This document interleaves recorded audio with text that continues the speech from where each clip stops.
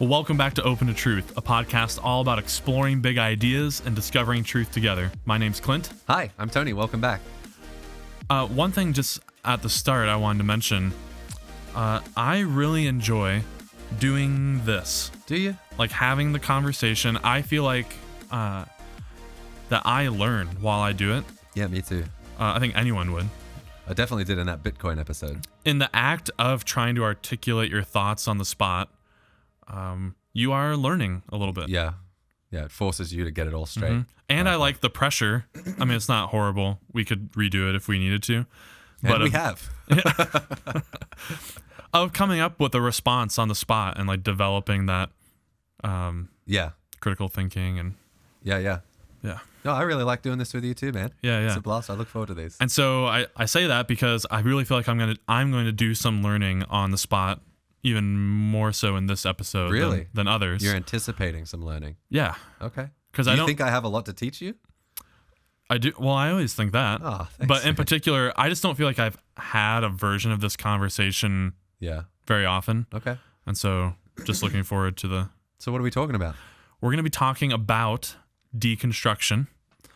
We have used that word fairly regularly on this podcast to refer to the journey of faith, not necessarily away from conservatism, but most people are coming from that perspective of, I think our listeners rather, grew up in a theologically, maybe politically conservative household, and there was some kind of event or series of events, life stage, that brought on some challenges, some questions, to where it started to, some of the pieces that were very central and more so maybe the peripheral ones, started to make a little bit less sense. Yeah.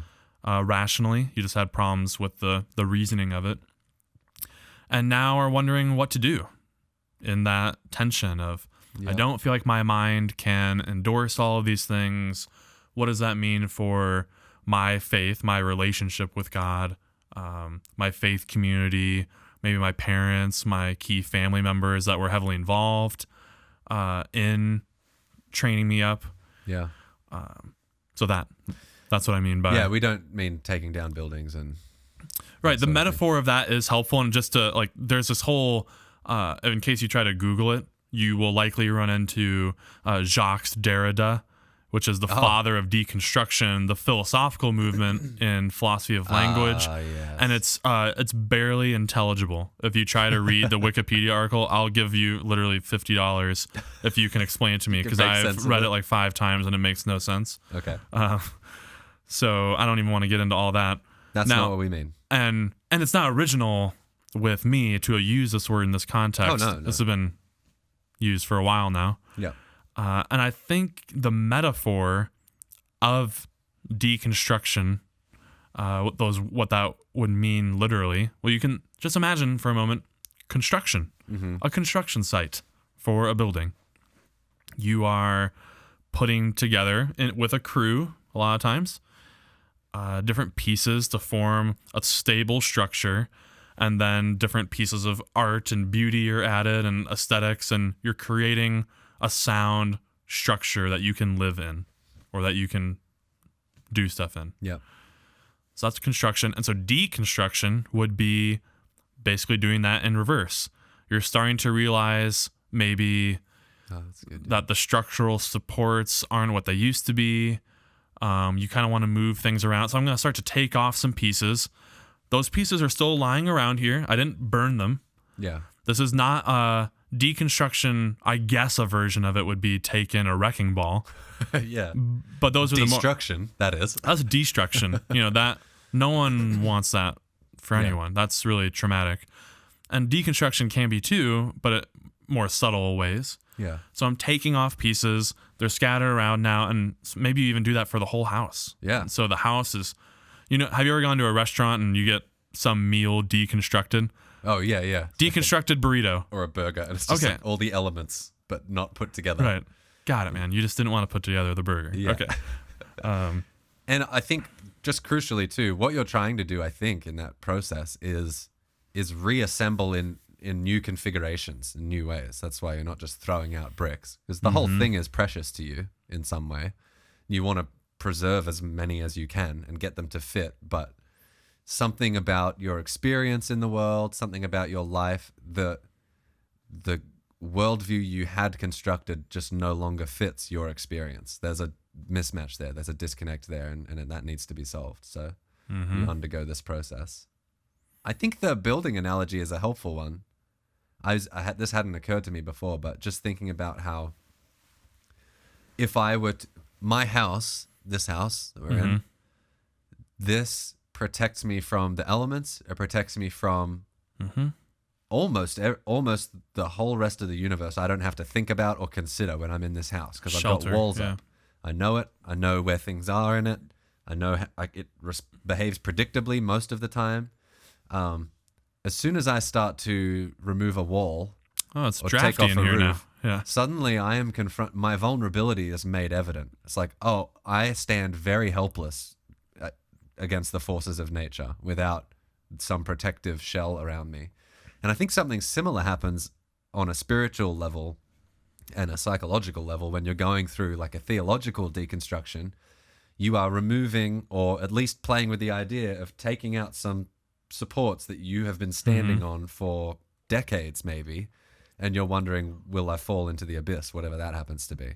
It's a vulnerable thing to do. And if you audience will allow me, I'm just gonna dive headlong into this metaphor. Please. Hopefully you can follow and make the proper analogical connections. But one difference between a construction crew building a house from the ground up and the house of beliefs and structures I find myself in now, one was very intentionally done with a schematic and blueprint. The other is we now get into the weeds of like childhood psychological development. Yeah. Because, and for both of us, like we grew up in the faith. Yep. So this might look a lot different for an adult convert that then goes through this process. But in some ways, it's just all kind of getting slapped together along the way, you know? Have you seen Harry Potter? Do you remember Ron Weasley's house? Yeah. The Weasley family? That whole wonky looking house that's all these add-ons? Yeah. That's what I think. Like one day, that's how I would describe it. One day, the scales fell from my eyes and I realized, oh wait, I have a big Ron Weasley house of theology. And it's not bad. Like that's so good. We live in it, and there can be joy and family in there, and it's still standing. It's fine. Yeah. But like, man, why did we put that there? Yeah. You know? Yeah. Why is that jutting out over here? It's a little bit impractical. It could be made better, I think. Yeah. Could get it more organized. Yeah, man. So that's what I feel like I am doing now. In a way, or do I want to say this? Let me ask you. Do you think that everyone goes through is everyone deconstructing to some degree or all not? The time? Yeah. No, I think some people don't think about any of it very much at all. But I was thinking about this. I think that's maybe where you're going. Deconstruction for me, I realized, is something that had been happening in cycles since I was like 10 or 11, where at least through like my teen years, I'm attempting to build this. I've been handed a lot of worldview tools, and this is how you should think about this. This is how you should think about that. This wall goes here. Build this house. You'll be safe. Cool. Then you get into your teen years and you start to experience the world a bit for yourself. And at the time, my questions were much more narrow in focus. They were internal to Christianity. So like, well, is it Arminianism or is it Calvinism? And how does God's providence work? And is there free will? And how does salvation work? And it's like I'm starting to pull at the threads of the things that. Or maybe you were now doing interior design, adjusting the furniture. I'm moving the furniture around the room, trying to decide if I like the couch better or the futon. The scaffolding was all relatively. Yes, it was all inside the house. I wasn't doing any landscaping. Certainly, this was all inside. Dude. Here we go. Yeah. And I would do that for a time until I had it arranged in a way that satisfied whatever questions had been, announcing themselves in the back of my mind. And that had me good for a while. And because it's a lot of work rearranging furniture or rearranging worldviews, I took a break from it for a while. And that's good. I'm good for a few years now. Or even, if I may, you focused on different rooms of the house. Yeah. Yeah. Different aspects of one's theology and world. And some, it's just, I'm not going to go in there. I don't need to revisit that. I kind of solved that problem a while ago. That, or it's scary. Like, I just know that that's going to be a tough room, and it may lead to me having to redesign a lot of the house. Yeah, I don't want to deal with what's behind that door. Yeah. That's definitely part of it too. But I have found that whether it's curiosity or it's doubt or it's, honestly, I think it's probably the Holy Spirit or something, but they are relentless. Those little questions for me, they will come knocking at some point. The door that has been left unopened, the question that I haven't allowed myself to fully explore, will come knocking at some point.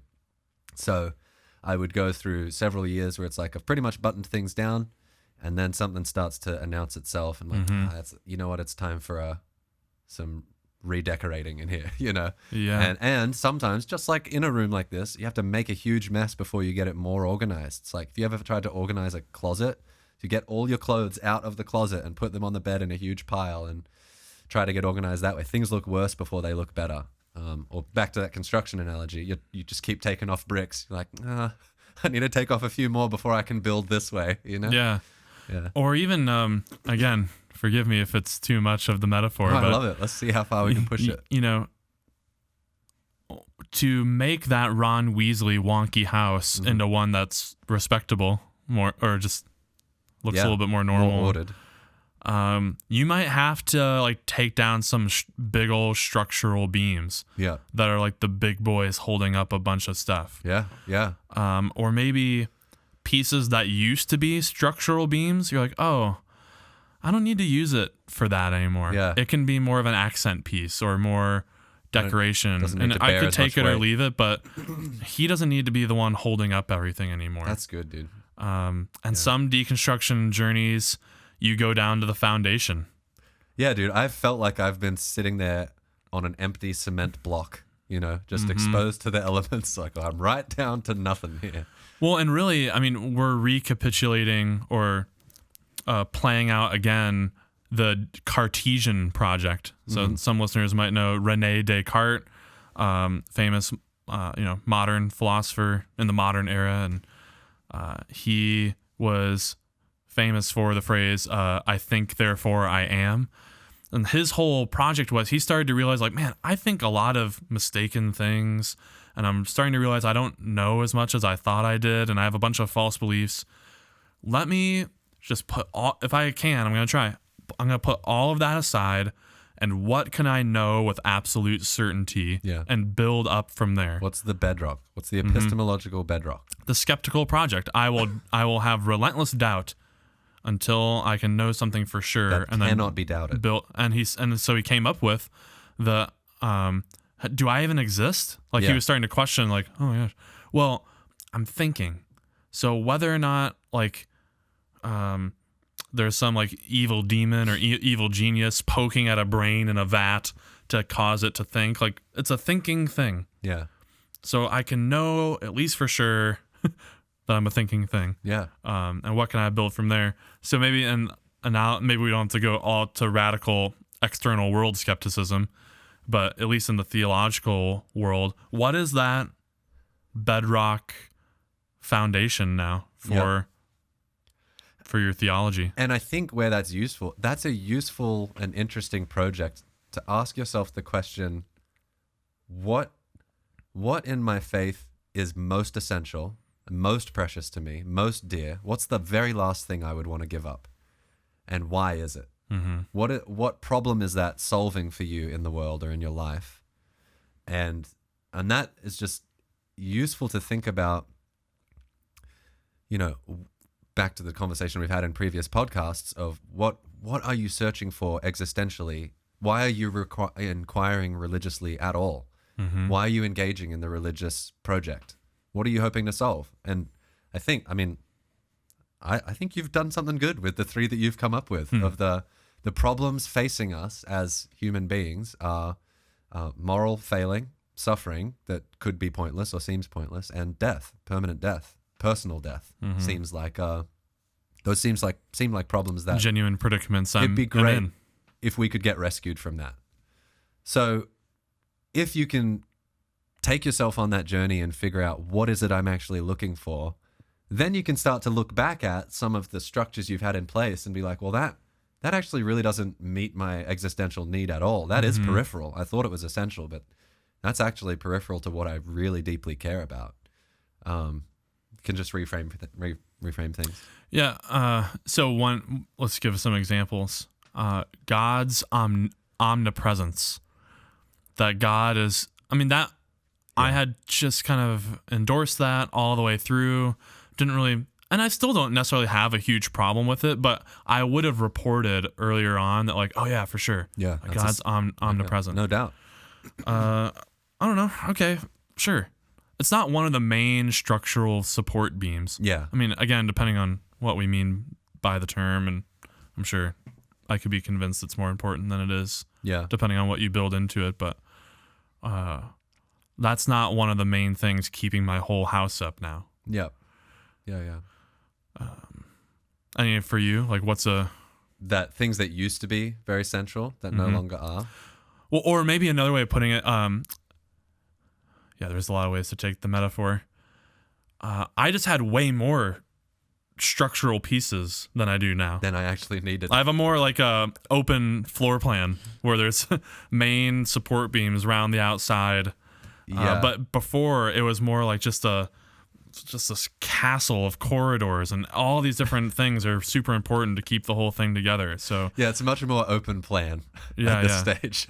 There's less rooms. That's just like, it's a simpler structure. That's a good question, man. Some of it is probably maybe some of the pressing for literal accuracy, some of the Bible stories and that sort of thing. That for a long time was like, yes, that's absolutely exactly how it went down. And there's just more room now, I think, in my worldview to think about it differently, or for it still to be valuable spiritually, even if that's not historically how it went down or something like that. That no longer throws my whole worldview into chaos to consider that something might be a fable or a parable or or I don't want to say embellish, but like the story details might have been changed or something to make a certain point. Here's one for me. Like I think I would have said in college, so this is like 11 years ago, I think I would have said it's extremely important to my faith that Adam and Eve were real people, you know, rather than characters in a myth. That's still an important, great story to look at. Yeah. But the fact that they had to be real people that lived out lives and had like these two kids, like a few kids, Cain and Abel, and that's a good one. Yeah. Like that would have been, I wouldn't have placed it like right next to like Jesus as God or something, but it was in the category of like, oh, non-negotiable staple. Yeah. The house can't do without this one. Yeah. Or I would have made the assumption that like the whole house will fall. It'll be like a domino effect. Yeah, that's right. So if I give up on a historical Adam and Eve, I give up on historical Jesus, and then what's it all for? I don't. Yeah. I don't know what was going on. I just don't view that doesn't follow logically. So I don't know what happened there. But I think again, just that series we did on the Bible might be helpful. Seeing that these are a collection of unique documents and not just one big long document. That helps. So I've liked what you've said in the past about the Jenga tower analogy. That was a useful analogy. That worked out all right. Yeah, we I was preaching a series at church a few years ago called Disagreeing Agreeably, where I likened the building of our worldview to being like a Jenga tower. That you've got bricks stacked precariously on top of bricks, and just that you want to have the most central things at the bottom of the tower, those things that you're you really don't think you're going to have to change those. You're pretty sure about them. Put those at the bottom of your tower. Right. And then towards the top of your tower are all the things that are constantly being readjusted, reevaluated, and moved around, shifted into new positions. Mm-hmm. There are some bricks that if you take them out from the bottom row, everything above it has to go as well. Like you can just demolish that tower and have to start over. Right. I like that idea of just the logical necessity of it. That like if I do give up on this, rationally, I must. I have to give all of that other all stuff these up. other things too. Yeah. And I like the kind of metaphorical thing of like, you know, when you play Jenga and you kind of tap on a brick, you kind of test it out to see if it's wiggly enough. How much is this holding And then up? you discover it just comes right out like, oh man, I could have done that This wasn't 5 turns ago. Why was I so anxious about that brick? Yep. Or you think there's a gimme and you touch it and you're like, ooh, that whole tower just shook. What's going on? That's connected to that. Mm-hmm. Yeah. And I've found that throughout this process of different little... Some things that you thought, man, I actually can get rid of that and not much changes for me. Yeah. Yeah. That's so one interesting. example, and again, it would depend on, this could be different for different people depending on when in the process they discovered it. Yeah. So like maybe halfway through, not that I'm done or something, but the story of Jonah and like being, whether he was swallowed by the whale. Yeah. Like I had been wrestling with a bunch of stuff. I came to that and I'm like, oh, well, okay, fine. It doesn't change anything. It doesn't change anything to me at all. Like this could be a genre of literature, kind of like an Aesop fable. Yeah. That's telling a really important spiritual story. Yeah. But I don't need to then, like, if I read The Fox and the Grapes from Aesop fable, why would I think where's the fox now? Yeah. What, dude? Exactly. What are you talking about? Yeah. Yeah. Are there any that are the inverse of that? Something that you thought wasn't as connected as it turned out to be? I know I'm putting you on the spot to think of that. Yeah. It turned out to actually be connected to or have a lot of implications. Yeah, for I'm changing. wrestling with one right now. Yeah. I don't know if I can be this vulnerable, but come what may, I suppose. Really? You're going to do it? Well, one I've been really wrestling with is the virgin birth. Oh, sure. And I guess the virginity of Mary. And I think the longer I went in the process, I was not hoping, but thinking that if I tapped on that Jenga brick, I could take it out and it wouldn't affect too much. But I've found that's not the case. It's a deal breaker. No, but it's just tied to a lot of different things. I'd have to do a lot of work to figure out how to make that all stand still. Right. Okay. So I don't feel like I can give up on that, even in the face. I'm feeling though the tension of that's crazy that you think that. Yeah. That's like, it's pretty weird that you think that God like impregnated a person, and like it's just strange. Why do you think that? You know? Yeah. So I'm bumping up against that. I'm like, oh, is there a way like have any like really godly smart people interpreted this differently, or like is this just part of the package deal? So that's one. Yeah. Okay. If I can just be vulnerable good about for you. that one. Way to be honest. That's great. Yeah. Yeah. That's good. Okay. It can be a lonely journey though. The deconstruction stuff. Mm-hmm. It's hard to know, maybe related to what I was just experiencing in that moment, is knowing who you can trust. Yeah. I trust you, but I don't know. There's a lot of people on the other side of the camera. We don't know you. There's a lot of you, and I don't know where you're all coming from. I know for a fact that people have watched this for the purpose of trying to get me in trouble. Evidence on why you're a heathen. Yeah. Yeah.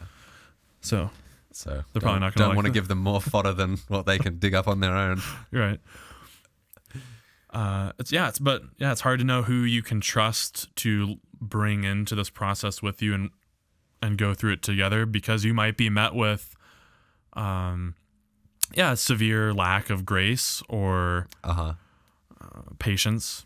Back to the earlier the previous episode. I was at this is funny, this has happened to me at seminary. So seminary is one of the things that was a catalyst for me sort of diving headlong back into some of this deconstruction, because you were presented with points of view from the entire spectrum of Christendom, and you've got students there as well from all across the spectrum. So you are confronted with way more opinions about things than you had been. And one of the things I was wrestling with at the time was struggling to come up with good reasons to think that anything Paul wrote should fall in the category of authoritative. And I was at seminary, and we did these like focus groups like cohorts. We were in groups, and someone had to facilitate while they present a case study, a situation in ministry they're struggling with, and we all pour into advice or whatever for 45 minutes. You spend a week doing this one person at a time, and I was the facilitator for our group, which I was glad to be, because it meant I could go last, because I didn't want them to all know that I was having Bible questions when I had been offering quite biblical sounding advice all week, to everybody else's problems. So I had a week of them like building rapport and building trust with me, and it really blindsided them when I then, here's my case study, is I'm wrestling with this issue theologically. And they're like, boy, well, you really dropped a bombshell on us there, saying you're having trouble with the authority of the epistles or whatever. And even in that moment, I felt that pang of, the way they look at me just changed, just like that. Like I went from being somebody who was in and actually admired by them to now, he's not one of us at all. You felt that? I felt that, yeah, within moments. And not that they condemned me or told me to get it. They were pretty caring, but I could see and sense the shift in how they responded to me, which just, that sucks. To feel like you are a sincere and earnest seeker of the truth, lover of God, you want to get it right, you want to think clearly, and you're just honestly wrestling with some of these questions you can't come up with good answers to, and you're asking them for help. What answers do you have? Can you help me with this? And you're met with a sort of he's not one of us anymore. That's really painful to experience. So it's at least my hope that this podcast and other podcasts like it can function as communities where that doesn't happen.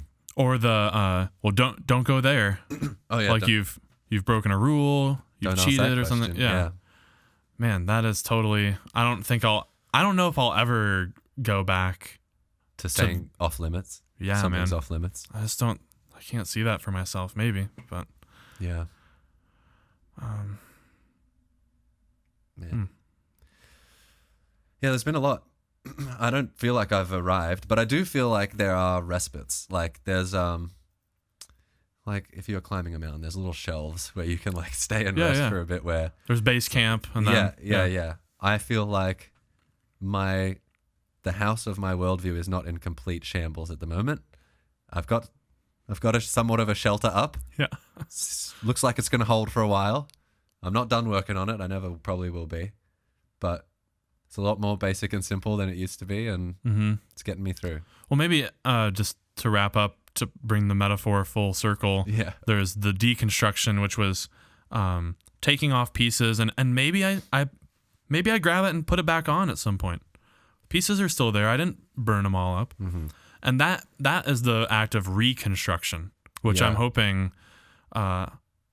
we all get to do. And I think it's here where I like the word worldview and that you used it. I think everyone does have that. And so there is some kind of scaffolding structure that you're using to weather the elements of life and to make sense of the world around you. So everyone, I think, has constructed something in their childhood, or people have helped them construct it. And then you encounter challenge and you wonder, should those pieces remain? And people go into that some people take off more pieces than others. Yeah. And then there's this reconstruction. How much of it am I going to keep, and what do I want to build it into? And I think it makes sense to want to have one of the main reasons to pick up a piece and put it back on to be, is it true? Yes. Right. I want it to be... You want it to be made of true pieces. Truth guiding. You want truth to guide the process, and the big question is how to discover it. Yeah. And to be open to it, let's say. Wow. Low-hanging fruit. I guess I'm in and will continue to be in this project of deconstruction. I'll probably encounter other things that I need to unbuckle from the wall. Tweak. And then wonder, am I going to put it back on, or a new piece? Yeah. And I wish and I hope, and there are places within the body of Christ, the church, where that can be done safely. I know that's kind of an annoying, wimpy word, but Yeah, but without that severe judgment or ostracizing. Ostracism? Yeah, I think so. Yeah, you're saying that there are churches out there where you can find people who will love you and walk with you through it. Mm-hmm. It's not all judgment. Right. And get out of here, you heretic. Yeah. So I hope you can find a community like that if you don't have and I one. hope this can be. I know we're not like physically in person, but that's why we stress at the beginning of most episodes to like write into the show. Yeah. Love to interact with you. If you want, you can kind of just peek in on like some of these episodes, like the comment section. I'd like to think, I don't mean to be tooting my own horn, but I feel like I'm a pretty respectful interlocutor in the comments and will genuinely entertain basically anything you have to comment, unless it's smut. You are exceedingly gracious. I delete smut, but smut does not survive. But even some guy left a crazy comment about like how you can make all this money through Bitcoin if you just talk to this one email address. So I was like, okay, fine. I just posted caveat emptor. Yeah, I want there to be freedom of speech, expression, and. So we'd love to hear from you. If you want to write into the show, if you've got something to add, a story to tell, or a useful metaphor to add to the deconstruction journey, let us know what questions you're wrestling with currently on the journey. Where are you at? We'd love to interact with that. You can reach us, Open a Truth, or you can mailbag at openatruth.com. Yep. Or leave a comment on the video, of course. And thanks for watching. Thanks for listening. We'll see you next time. See you next time. Stay curious. Oh, you said it that time. Okay, see you guys.